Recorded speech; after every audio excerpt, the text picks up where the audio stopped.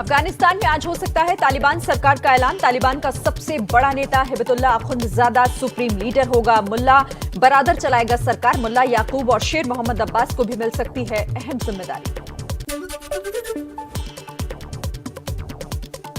तालिबान सरकार में महिलाओं को भी जगह देने की मांग। हेरात और काबुल में सामाजिक कार्यकर्ताओं ने आवाज उठाई।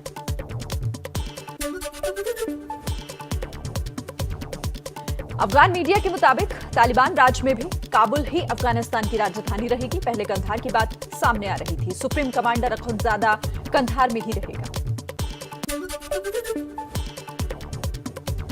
खुद को अफगानिस्तान का कार्यवाहक राष्ट्रपति घोषित करने वाले अमरुल्लाह सालेह ने जारी किया एक वीडियो संदेश। पंजशीर पर तालिबान के कब्जे की खबरों का खंडन किया है। बोले, मैंने देश नहीं छोड़ा है, विरोध जारी। अमरुल्लाह सालेह का दावा, तालिबान ने पंजशीर में दवाओं की सप्लाई रोकी, मोबाइल और बिजली सेवा भी बंद की। सालेह ने अंतर्राष्ट्रीय नेताओं से दखल देने की मांग की है। अफगान के पूर्व राष्ट्रपति हामिद करजई की अपील। बोले, तालिबान और पंजशीर के लड़ाके आपसी लड़ाई को रोकें, बातचीत से हल निकालें। तालिबानी प्रवक्ता के बयान से खुली तालिबान की पोल। जबीउल्लाह मुजाहिद ने कहा, तालिबानी बिना वजह हवा में गोली ना चलाएं, गोला बारूद हाथ में है, इसे बर्बाद ना करें। तालिबानी कब्जे के बाद अफगानिस्तान के पुनर्निर्माण में अहम भूमिका निभाने को चीन तैयार। काबुल में अपना दूतावास भी बंद नहीं करेगा चीन। रूस के राष्ट्रपति पुतिन ने अफगानिस्तान से अमेरिकी सैनिकों की वापसी को बताया तबाही। अमेरिका पर फिर कसा तंज। बोले, अफगानिस्तान में 20 साल में जीरो हासिल किया। तालिबानी प्रवक्ता सुहेल शाहीन ने छेड़ा कश्मीर राग। बीबीसी को दिए इंटरव्यू में कहा, हमें जम्मू कश्मीर के मुसलमानों के लिए आवाज उठाने का हक है।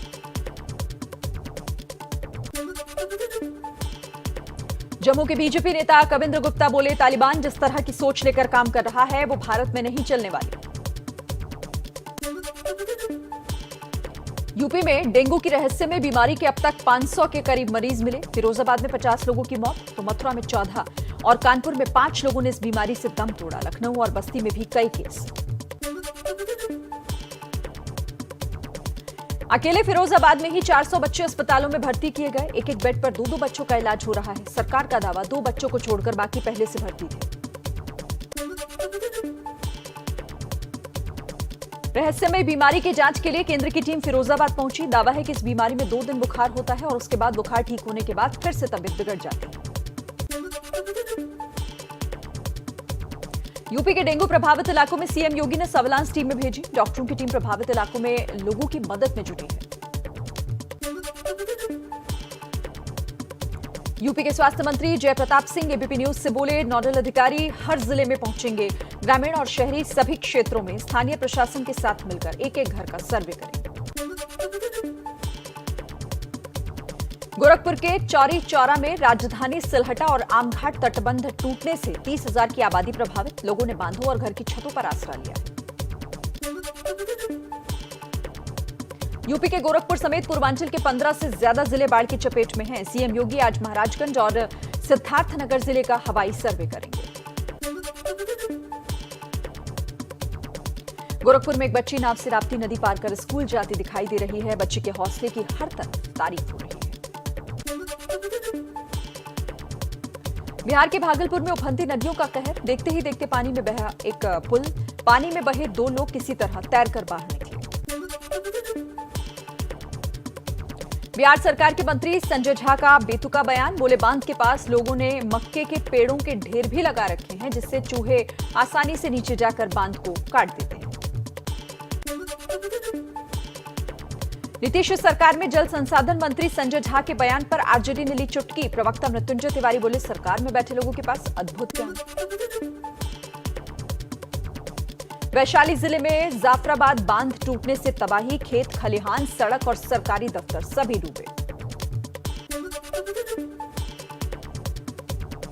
मोतिहारी में बाढ़ का पानी उतर रहा है, लेकिन लोगों की मुश्किलें बरकरार। कहीं बाढ़ के साथ सड़कें बहीं तो कहीं रास्ते कीचड़ से भरे।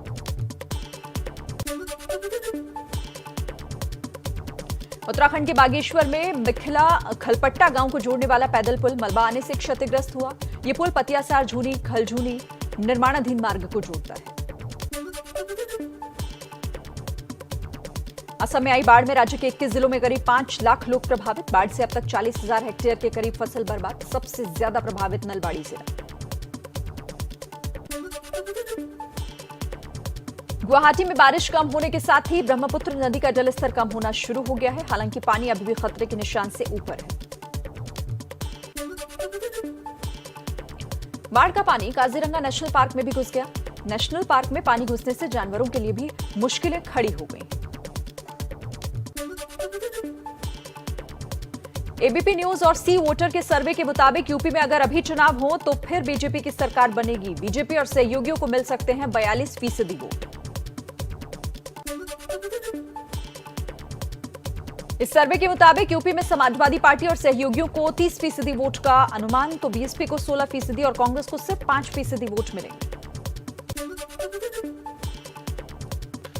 सर्वे के मुताबिक यूपी में बीजेपी और सहयोगियों को 259 से 267 तक सीटें मिल सकती हैं। एसपी और सहयोगियों को 109 से 117 और बीएसपी को 12 से 16 सीटें ही मिलेंगी। एबीपी न्यूज और सी वोटर के सर्वे के अभी चुनाव होने पर पंजाब में किसी को बहुमत नहीं मिलेगा, लेकिन केजरीवाल की आम आदमी पार्टी सबसे ज्यादा वोट हासिल कर सकती है। सर्वे ये कहता है कि पंजाब में आम आदमी पार्टी को 51 से 57 सीटें मिल सकती हैं, कांग्रेस को 38 से 46, अकाली दल को 16 से 24 और बीजेपी को 1 सीट ही मिलने का अनुमान है। एबीपी न्यूज के सर्वे में उत्तराखंड में बीजेपी सरकार की वापसी का अनुमान। बीजेपी को 44 से 48, कांग्रेस को 19 से 23 और आम आदमी पार्टी को 4 सीटें तक मिल सकती हैं।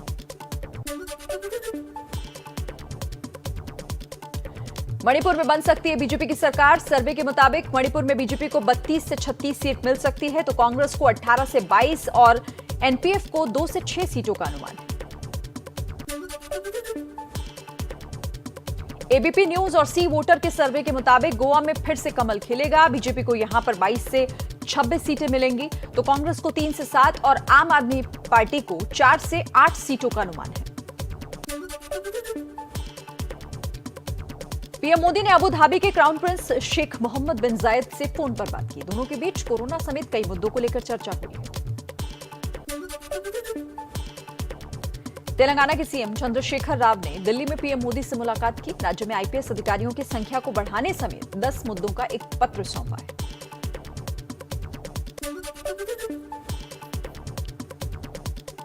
यूपी के डिप्टी सीएम केशव प्रसाद मौर्य ने दिल्ली में गृह मंत्री अमित शाह से मुलाकात की। यूपी की राजनीति समेत कई अहम मुद्दों पर बात हुई।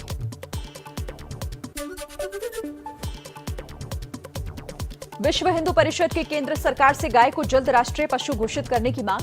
इलाहाबाद हाईकोर्ट ने गाय को राष्ट्रीय पशु घोषित करने का सुझाव दिया है। मध्य प्रदेश बीजेपी की आज बड़ी बैठक। सभी मोर्चों के अध्यक्षों और पदाधिकारियों को बुलाया गया। सीएम शिवराज भी शामिल हुए। टोक्यो पैरालंपिक में आज भी मेडल की बरसात। शूटिंग में मनीष नरवाल ने गोल्ड और सिंहराज आधारा ने सिल्वर मेडल जीता। बैडमिंटन में गौतम बुद्ध नगर के डीएम सुहास सलवाई का मेडल पक्का हुआ। टोक्यो पैरालंपिक में तीरंदाज हरविंदर सिंह ने कांस्य पदक जीता। राष्ट्रपति कोविंद और गृह मंत्री अमित शाह समेत कई नेताओं ने बधाई।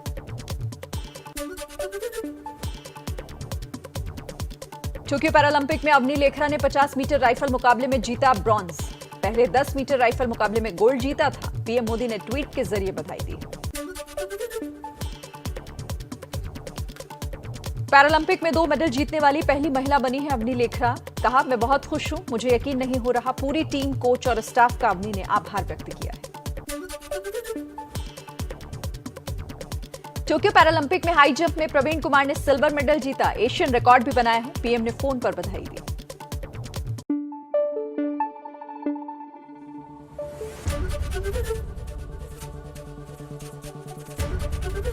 एबीपी न्यूज आपको रखे आगे।